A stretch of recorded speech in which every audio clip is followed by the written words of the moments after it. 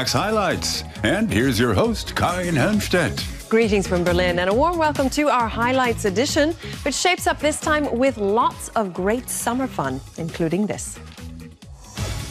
Water Wonderland, we check out Europe's wildest water slides. Status symbol, exploring the relationship between women and their handbags. Open air opera, the Arena di Verona celebrates a landmark anniversary. Well, with the repeated heat waves that have hit Europe this past summer, what better way to cool off than to go for a dip?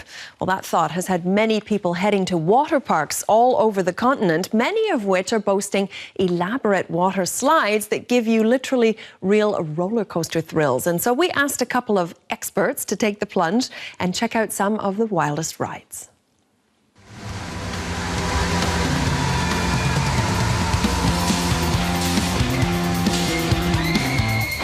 A 32-meter plunge at more than 100 kilometers an hour.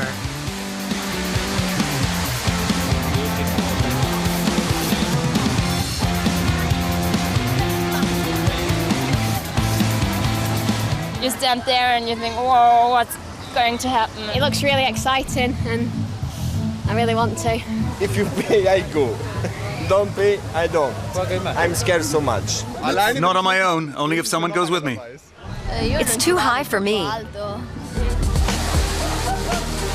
Last year, the Caneva World Water Park in Italy opened the tallest slide in Europe.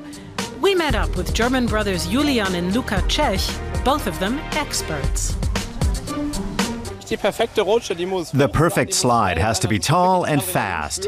You have to really feel the adrenaline, and it has to be well built, smooth sliding and comfortable. It's most fun when you're really squeezed in going around a curve. The brothers run a website dedicated to giant slides. In their free time, they travel all across Europe testing water parks. They've tried out more than 600 in the last 4 years, many captured on video and put on YouTube.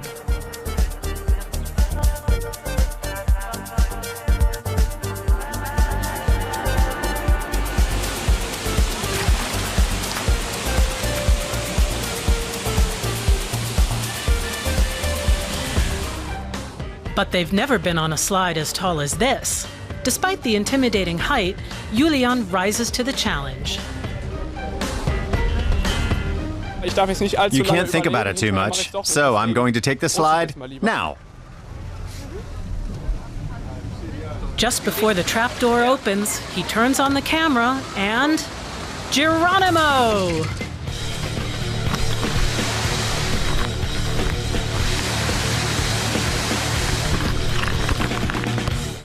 It's fantastic. The start alone, you really just drop.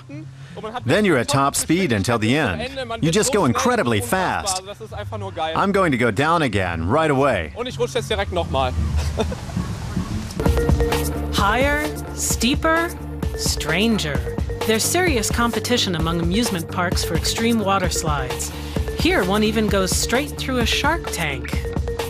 The Kilimanjaro slide in Brazil is almost 50 meters high, the tallest in the world.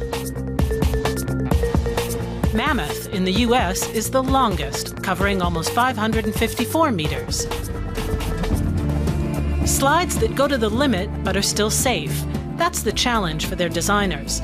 Every slide created by Rainer Braun in his office in Stuttgart means coming up with new ideas and solutions. Imagine you're coming at the water at 100 kilometers an hour. At that speed, the surface of water is as hard as concrete. So I have to come up with special techniques to make the water softer, like injecting air into it. Rainer Braun's most spectacular slide was the world's first double looper in Wörgl, Austria. And Julian Czech and his brother Luca came to test it. Slides are getting extreme. In recent years, we've seen entirely new developments, and I expect some very interesting projects in the next few years. A view of the Alps and then 14 meters of free fall. That provides the speed to complete the 2 loops.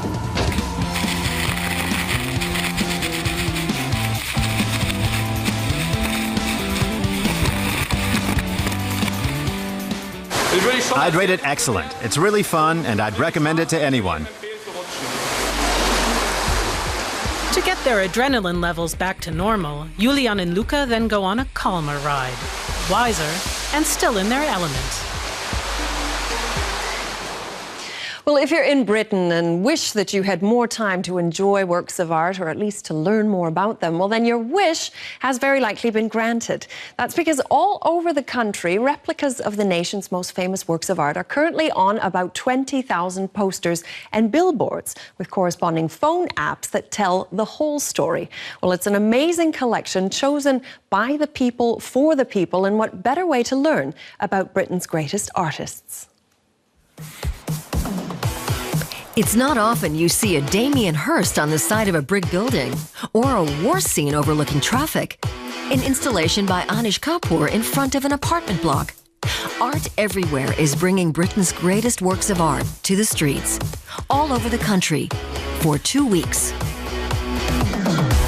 I think it's amazing to have access to art in the underground and on the streets, on the billboards. I think it's really incredible, actually. I think it's a good idea because it gives people who don't go to art galleries the opportunity just to wander across art. If people don't have time to go to museum, they can see it on the street. It's more better than advertised. It's accessible, it's free, and the public can enjoy it whenever and however. For example, when shopping, on your way to work, or waiting for a bus.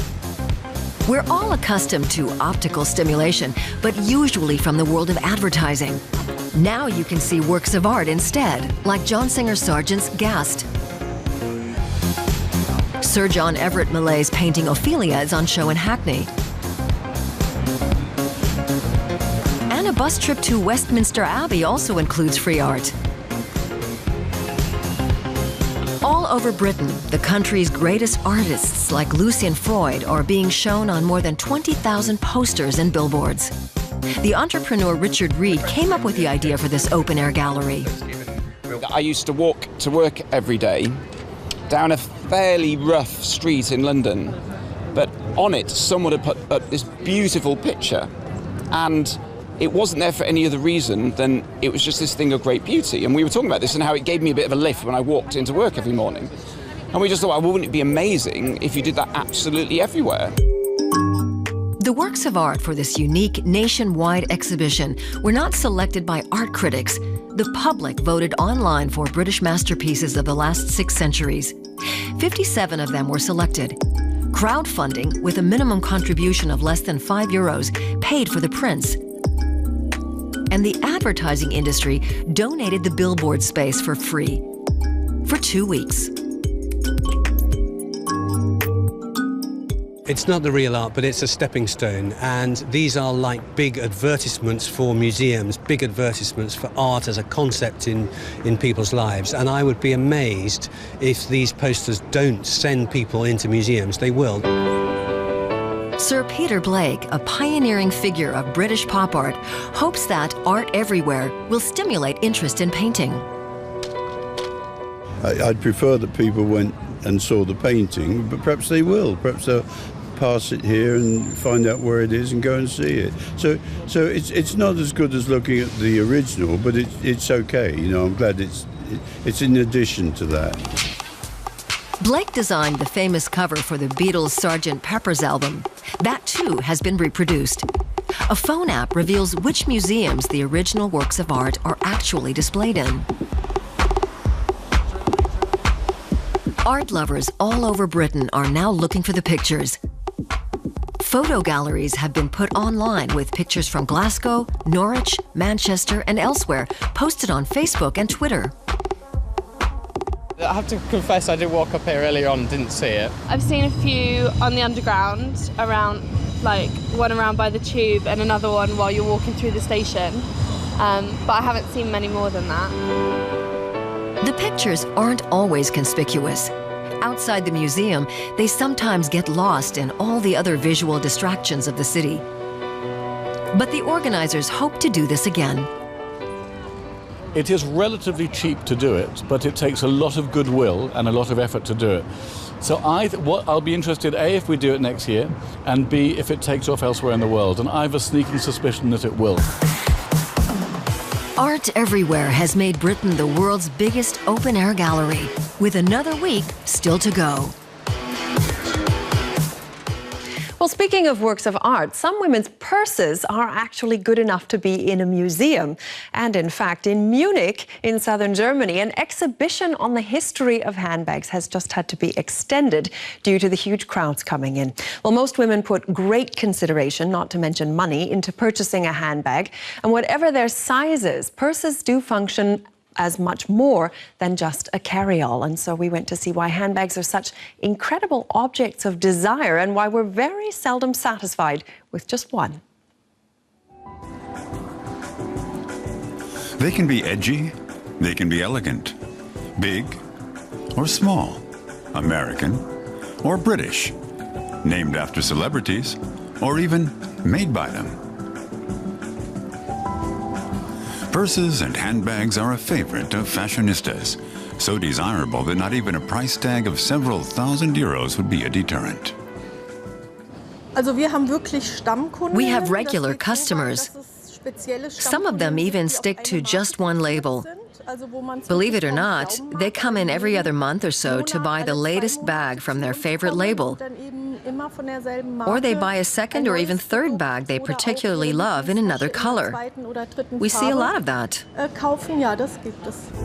Every day, 180,000 people visit the luxury Kaufhaus des Westens department store in Berlin. One of the most popular departments is called The Loft, a treasure trove of purses, shoes, and accessories that opened last year to cater to the growing demand.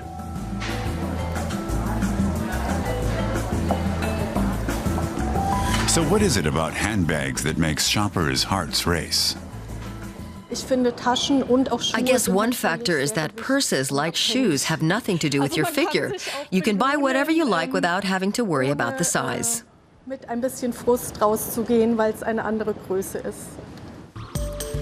The media is also fueling the trend. Every season, fashion Bibles like Vogue promote the new It bags, a term coined in the 90s for a designer handbag that becomes a must-have.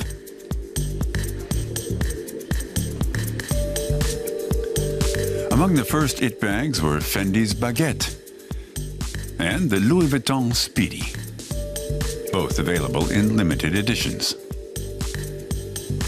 While a man might splash out on a watch, a woman is more likely to splash out on a handbag. It's a treat. A handbag is an investment, one that its owner can really show off with. They're often worn very ostentatiously so that everyone sees them. They're status symbols.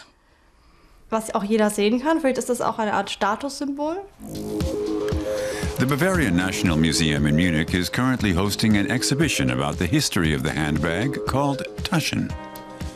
These elaborately embroidered 16th century purses were among the first bags worn as accessories rather than hidden inside the folds of clothes. Documenting over 500 years of handbags, the show is packing in the crowds and has already been extended. Interestingly, it shows that handbags have never been predominantly functional. Across the centuries, they've always been a personal statement. The point of a handbag was to have a place to store personal items when you were out and about. That's why it's always been a very individualistic accessory. Also on display in Munich are some of the world's best-known handbags.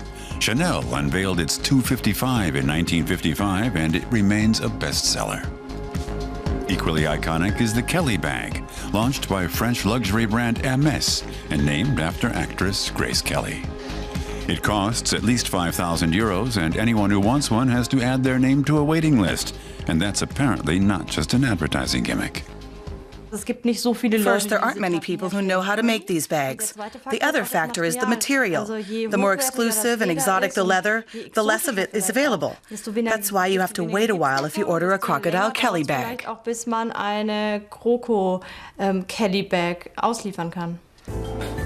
A handbag speaks volumes about its owner's taste and style. But why has the men's handbag never really caught on?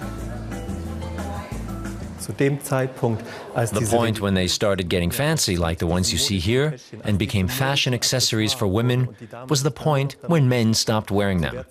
Before that, they'd worn very elaborate hunting bags, but they'd fallen out of fashion by the 19th century. Later, they had briefcases or wallets they kept in their pocket. But in the course of the 19th century, bags became very much a woman's accessory. Aber im 19. Jahrhundert wurde die Tasche dann so allmählich zum weiblichen Accessoire. And a pricey purse isn't necessarily just an indulgence. Some designer handbags could be a real investment, as long as they're properly looked after.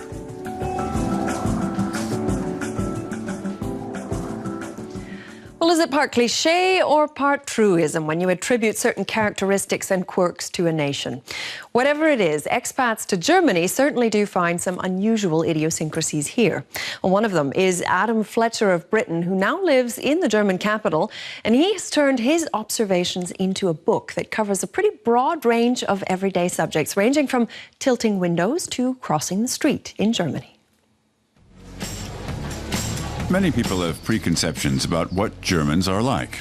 They enjoy beer, they're proud of their country, and they ride their bikes a lot. But how much truth is behind the clichés? What is typically German? All those old clichés like punctuality, everything works, orderliness. Attention to detail, precision, hard work. That's typically German for me, and organic food. Briton Adam Fletcher is a keen observer of the Germans. He moved to Berlin in 2010 and has written a handbook called How to Be German in 50 Easy Steps. It all started with a blog in which Fletcher wrote about typical German habits. The 30-year-old has now turned his observations into a book. Hi, my name is Adam Fletcher, and I'm a Germany enthusiast and cultural observer. Today you're going to learn what I think makes you really German. All holders of all beverages must compete in a sort of awkward drinking dance, in which everyone must make very, very obvious eye contact with everyone else in turn, and all glasses must touch all other glasses.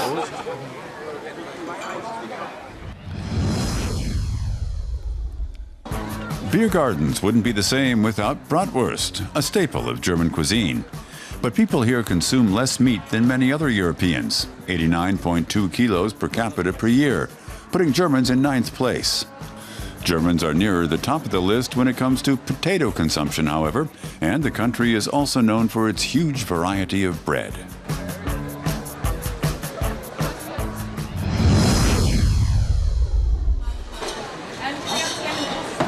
This is a very important area of German life. Yeah, this is a Mischgetränke. I feel like this is one area in which Germans really like to run wild. So anything goes when it comes to Mischgetränke.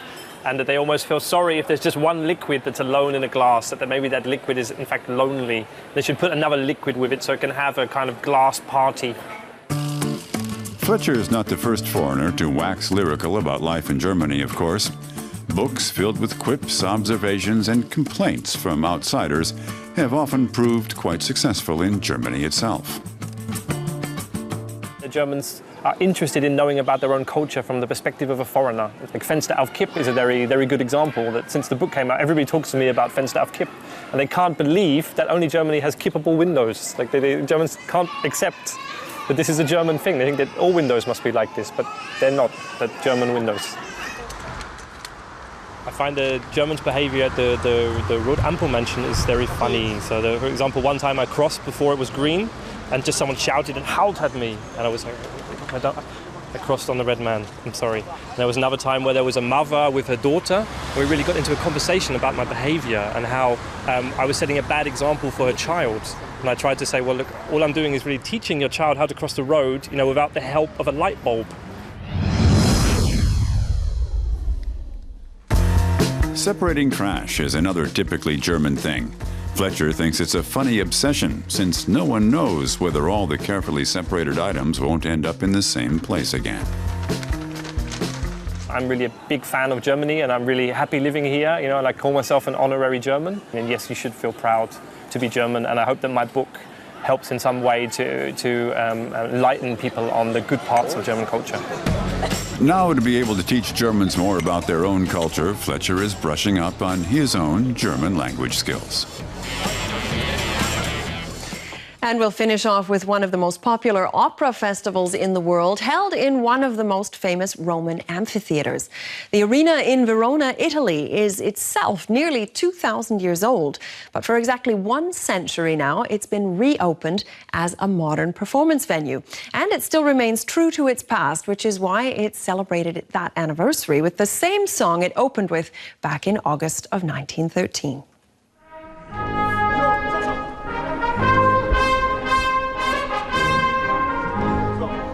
This is the same production of Giuseppe Verdi's opera Aida that was staged here exactly 100 years ago. Aida 1913 is the name of the project, and it's one of the highlights of this year's centenary of the Arena di Verona. More than 30,000 visitors attended the special evening performance.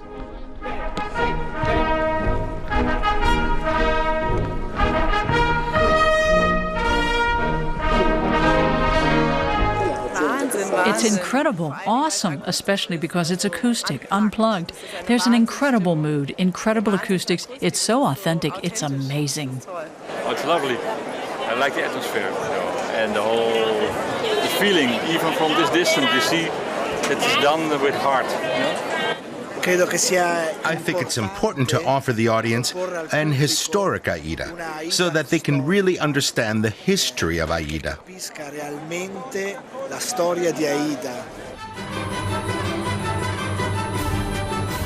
The Arena's archive has been carefully maintained over the past century.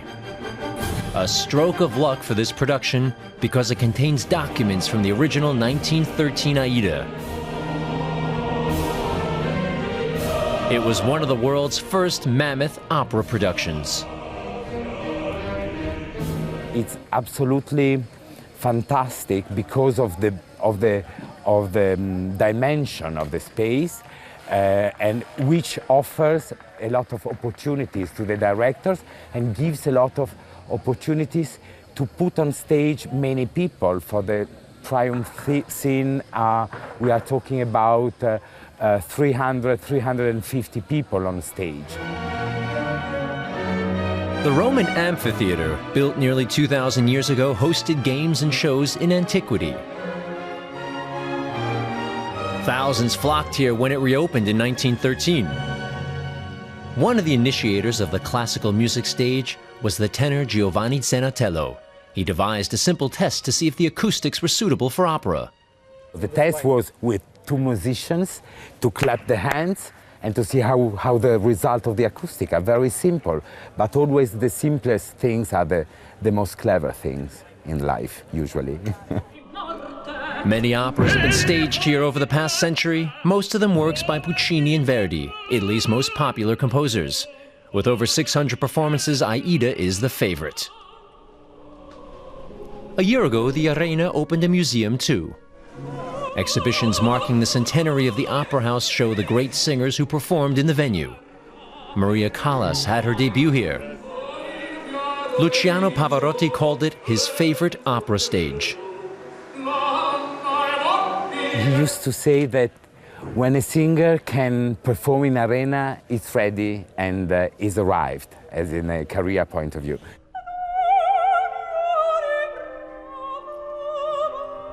Playing the part of Aida is Italian soprano Fiorenza Cerolins, a world-class opera star. She garners spontaneous applause as she heads to dinner after the performance. This is my 14th season in Arena di Verona. It was my great honor, my great pleasure, my joy, really, to be here to sing in Aida, the best role in the opera, maybe.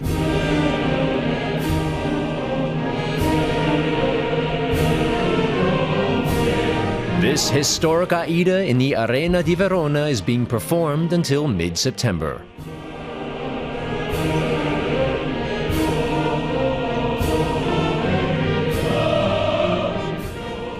Well, Don't forget to check out our Facebook page, just in case you'd like to see any of those reports again.